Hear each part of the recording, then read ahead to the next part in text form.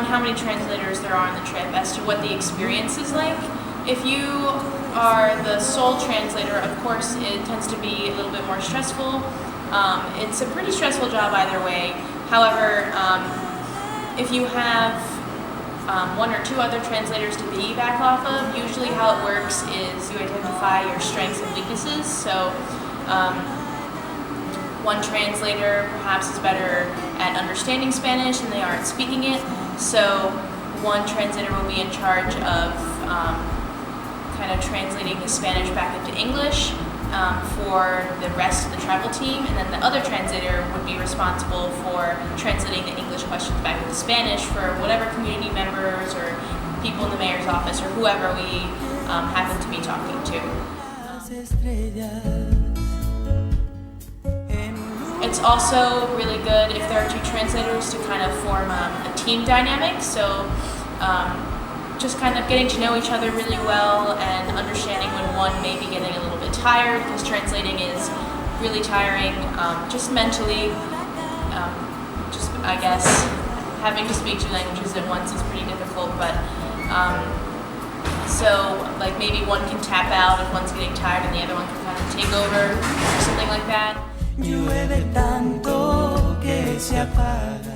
You also have to be very kind of prepared with what kinds of questions are going to be asked the next day or what the meetings are going to be about, just so you can kind of get an idea of what the conversation is going to be like and what vocabulary you need to know.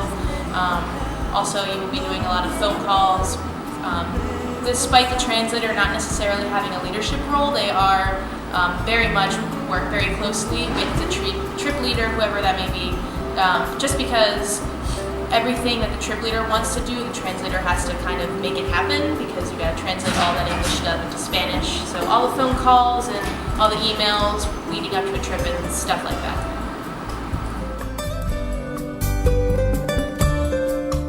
Being stressful and difficult, it is a really positive experience because you are getting to interact with the people of the community and the mayor's office and the NGOs and everything on a much more direct level than any other travel members or members of EWB, so it's really rewarding in that sense. Another important thing about translating is kind of just the nuts and bolts about how the process actually works.